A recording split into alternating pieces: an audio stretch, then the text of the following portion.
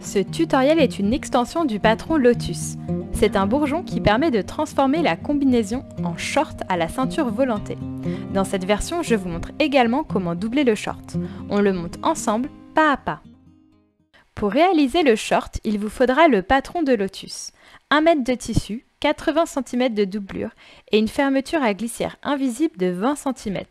Pour le tissu principal, je vous conseille un mélange lin et viscose ou un coton et lin, ou une gabardine de coton ou encore un denim.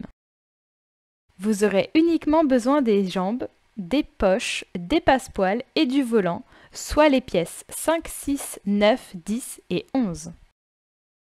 Pour transformer la combinaison en short, nous allons dans un premier temps raccourcir les jambes devant et dos.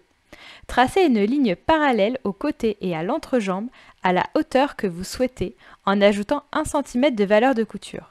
Pour ma part, j'ai gardé 9 cm en dessous des fourches. On découpera ces pièces 2 fois dans le tissu principal et 2 fois dans la doublure.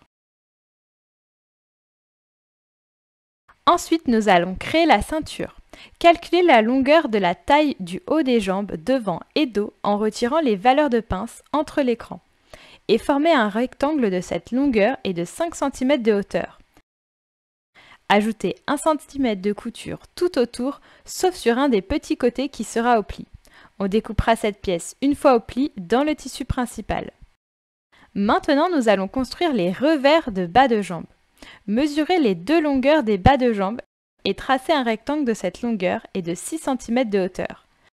Ajoutez 1 cm de couture tout autour, sauf sur un des petits côtés qui sera au pli. On découpera cette pièce 2 fois au pli dans le tissu principal. Enfin, découpez également les poches 4 fois dans le tissu principal, les passepoils 2 fois dans le tissu principal et le volant une fois au pli dans le tissu principal afin d'obtenir toutes les pièces et de commencer la couture. Tout d'abord, nous allons fermer les pinces des jambes dos et devant du tissu principal et de la doublure. Pliez les jambes en deux, endroit contre endroit, au niveau du repère de la pointe de pince afin de superposer l'écran.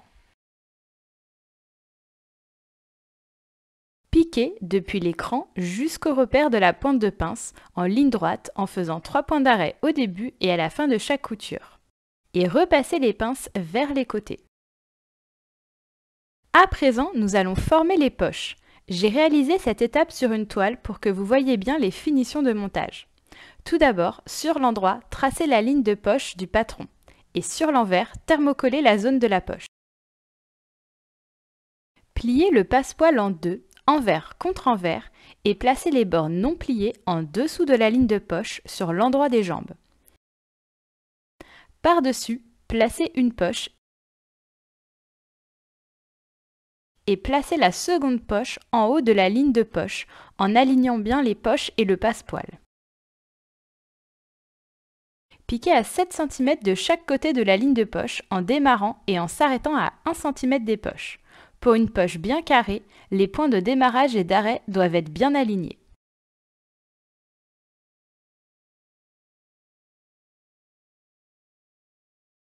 Sur l'endroit, toujours, ouvrir la jambe sur la ligne de poche jusqu'au bout des capucins, c'est-à-dire des pointes, qui doivent rejoindre les points de démarrage et d'arrêt des poches.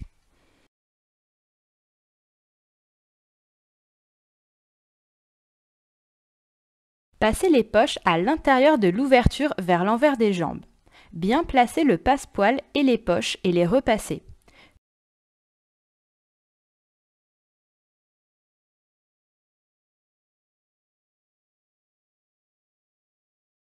Puis, pliez les côtés des jambes pour accéder aux capucins, les fameuses pointes, et bien repasser toutes les épaisseurs. Enfin, piquez tout le tour des poches en prenant bien les capucins à 1 cm du bord en faisant 3 points d'arrêt au début et à la fin de chaque couture. Ensuite, nous allons préparer les jambes.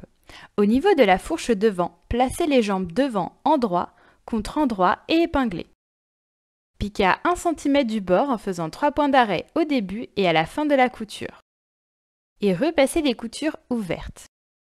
Puis, au niveau de la fourche dos, placez les jambes dos endroit contre endroit et épinglez jusqu'au cran de montage de la fermeture à glissière. Piquez à 1 cm du bord en faisant 3 points d'arrêt au début et à la fin de la couture. et repassez les coutures ouvertes. Puis, placez l'endroit des jambes devant contre l'endroit des jambes dos et épinglez les côtés ainsi que les entrejambes.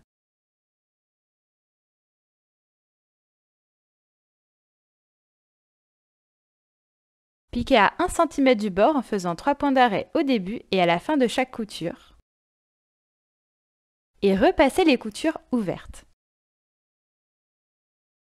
À présent, nous allons réaliser les revers de bas de jambe. Pliez les revers endroit contre endroit et épinglez les petits côtés.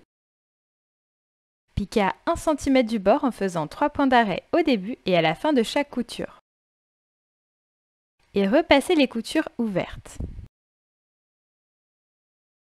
Puis en bas des jambes, placez l'endroit du revers contre l'endroit des jambes avec la couture du cercle au niveau de l'entrejambe et épinglez. Piquez un fil de bâti à 7 mm du bord. Ensuite, insérez la doublure à l'intérieur du short et au niveau du bas des jambes, placez l'endroit de la doublure contre l'envers du revers et épinglez tout le tour.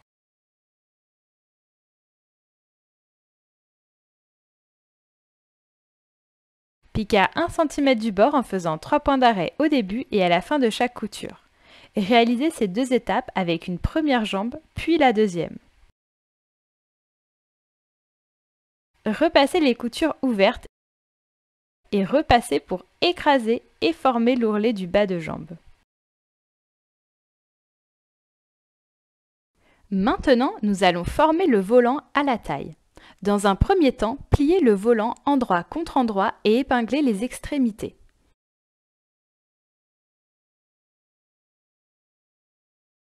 Piquez à 1 cm du bord en faisant 3 points d'arrêt au début et à la fin de chaque couture.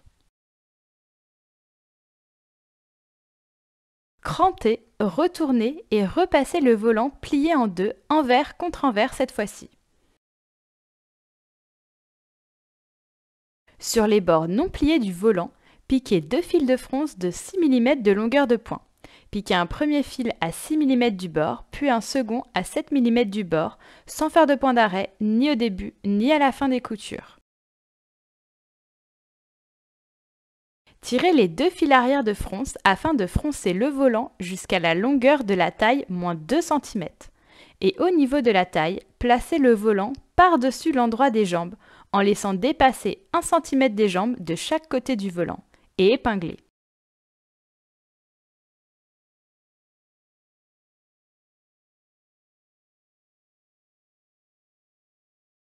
Piquez un fil de bâti à 7 mm du bord.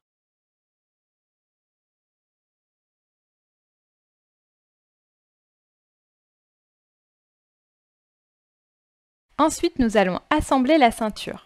Thermocoller l'envers de la ceinture. Au niveau de la taille, placez l'endroit de la ceinture contre l'endroit du volant.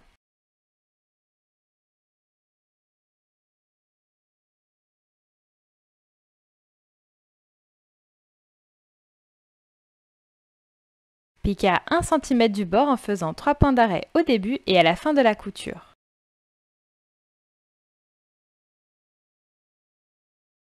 Repassez la couture vers la ceinture, puis pliez le bord opposé de 7 mm vers l'intérieur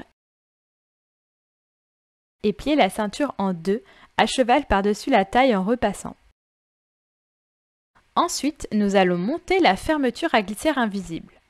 Tout d'abord, coupez la fermeture à glissière au ras de l'ouverture et ouvrir la fermeture à glissière au maximum. Puis, placez l'endroit d'un bord de la fermeture à glissière contre l'endroit du dos gauche au niveau du pli de la ceinture et épinglez sans prendre la doublure.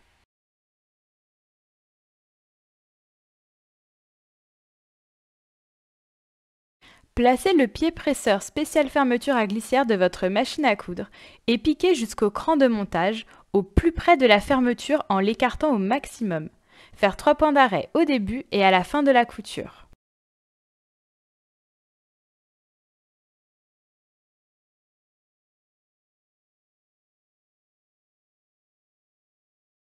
Puis, placez l'endroit de l'autre côté de la fermeture à glissière contre l'endroit du dos droit, en symétrie à la gauche et épinglez.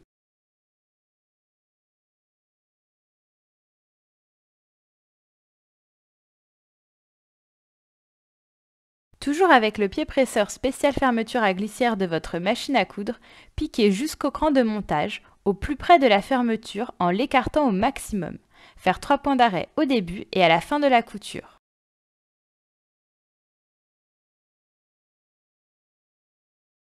Enfin, à l'intérieur du short, rabattre la doublure de 1 cm sur la fermeture à glissière, épingler, puis rabattre la ceinture par-dessus la doublure au niveau de la taille et épingler. La doublure doit légèrement couvrir la couture de taille. Sur l'endroit, piquez dans le sillon de la première couture de taille.